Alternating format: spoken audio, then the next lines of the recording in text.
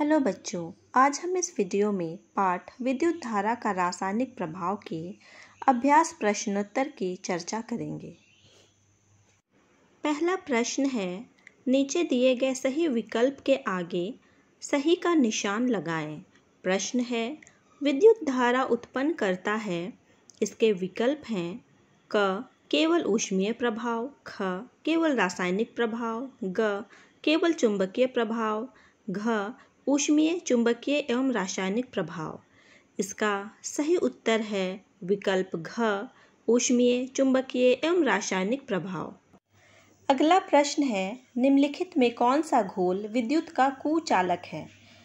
विकल्प हैं नींबू का रस, नल का पानी, सिरका या आसूत जल।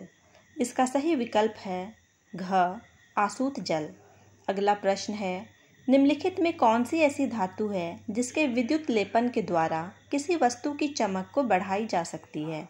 इसके विकल्प हैं लोहा, क्रोमियम, तांबा या एल्युमिनियम। इसका सही विकल्प है ख क्रोमियम। दूसरा प्रश्न है, खाली स्थानों को भरिए। प्रश्न है, विद्युत चालन करने वाले अधिकांश द्रव किसके विलयन होते हैं? इसका उत्तर है अम्ल, क्षार तथा लवण। अगला प्रश्न है, किसी विलयन से विद्युत धारा प्रवाहित होने पर क्या प्रभाव उत्पन्न होता है? इसका उत्तर है रासायनिक प्रभाव। अगला प्रश्न है, एलईडी किस प्रकार के विद्युत धारा प्रवाहित होने पर भी दीप्त होता है? इसका उत्तर है बहुत कम या दुर्बल विद्युत धारा प्रवाहित होने पर भी दीप्त होता है। अगला प्रश्न है, जब कॉपर सल्फेट विलयन से विद्युत धारा प्रवाहित की जाती है तो बैटरी के किस टर्मिनल से संयोजित प्लेट पर कॉपर निक्षेपित होता है? इसका उत्तर है नेगेटिव टर्मिनल या ऋण ध्रुव। अगला प्रश्न है, विद्युत धारा द्वारा किसी पदार्थ पर इच्छित धातु की परत निक्षेपित करने की प्रक्रिया को क्या कहते हैं? इसका उत्तर है विद्युत लेपन।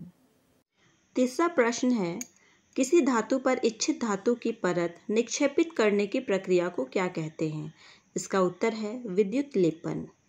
अगला प्रश्न है, पानी में हाइड्रोजन एवं ऑक्सीजन का अनुपात क्या होता है? इसका उत्तर है पानी में हाइड्रोजन एवं ऑक्सीजन का अनुपात 2 और 1 का अनुपात होता है, अर्थात पानी हाइड्रोजन के 2 परमाणु एवं ऑक्सीजन के 1 परमाणु से मिलकर बनता है। अगला प्रश्न है, खाद्य पदार्थों को संरक्षित करने के लिए लोहे के डब्बे पर किस धातु का विद्युत लेपन किया जाता है? इसका उत्तर है खाद्य पदार्थों को संरक्षित करने के लिए लोहे के डब्बे पर टीन की परत का विद्युत लेपन किया जाता है। अगला प्रश्न है, लोहे के बने पुलों को जंग से बचाने के लिए किस धातु का विद्युत लेपन किया जाता है? इसका उत्तर है जिंक धातु। अगला प्रश्न है, क्या प्लास्टिक या लकड़ी की वस्तुओं पर विद्युत लेपन किया जा सकता है? उत्तर है नहीं। प्लास्टिक या लकड़ी की वस्तुओं पर विद्युत लेपन नहीं किया जा सकता है क्योंकि ये दोनों विद्युत की कुचालक हैं और विद्युत लेपन के लिए विद्युत धारा का प्रवाह आवश्यक है। अगला प्रश्न है, भींगे हाथों से विद्युत उपकरणों को छूना क्यों खतरनाक होता है? उत्तर है भीगे हाथों से विद्युत उपकरणों को छूना खतरनाक होता है क्योंकि पानी विद्युत का सुचालक है और इस कारण बिजली का झटका लगने का खतरा होता है। अगला प्रश्न है, आसूत जल विद्युत का चालन नहीं करते परंतु नल का पानी विद्युत का चालन करते हैं, क्यों? उत्तर है आयनों द्वारा तरल पदार्थ के माध्यम से विद्युत धारा का प्रवाह होता है। नल के पानी में खनिज एवं लवण के आयनों की उपस्थिति के कारण नल का पानी विद्युत का चालन करते हैं। अगला प्रश्न है, नई साइकिल की हैंडल एवं पहिया का रिम चमकता है, अगर दुर्घटनावश इनमें खरोंच आ जाए तो क्या होगा? उत्तर है साइकिल के हैंडल एवं पहियों के रिम में क्रोमियम की परत निक्षेपित की जाती है जिसके कारण ये देखने में चमकीले होते हैं। यदि दुर्घटनावश इनमें खरोंच आ जाए तो क्रोमियम की परत निकल जाएगी और इसकी चमक हट जाएगी। साथ ही क्रोमियम की परत हटने से इसमें जंग लगने या संचारण की प्रक्रिया भी होगी। अगला प्रश्न है, आग लगने पर फायरमैन पानी का उपयोग करने से पूर्व उस क्षेत्र के मुख्य विद्युत आपूर्ति बंद कर देते हैं। ऐसा क्यों करते हैं? इसकी व्याख्या कीजिए। इसका उत्तर है, पानी विद्युत का सुचालक होता है, इसलिए आग लगने पर फायरमैन पानी का उपयोग करने से पूर्व क्षेत्र के मुख्य विद्युत आपूर्ति बंद कर देते हैं, ताकि किसी भी व्यक्ति को पानी के द्वारा विद्युत प्रवाह के कारण किसी भी प्रकार की क्षति ना हो। अगला प्रश्न है, विद्युत धारा का रासायनिक प्रभाव से क्या समझते हैं? उदाहरण के साथ व्याख्या करें। उत्तर है, जब किसी सुचालक द्रव में विद्युत धारा प्रवाहित की जाती है तो वह अपने पॉजिटिव और नेगेटिव आयनों में विभक्त हो जाता है। इस प्रभाव को ही विद्युत धारा का रासायनिक प्रभाव कहते हैं और इस पूरी प्रक्रिया को विद्युत अपघटन कहते हैं तथा इसमें प्रयुक्त विलयन को विद्युत अपघट्य कहा जाता है।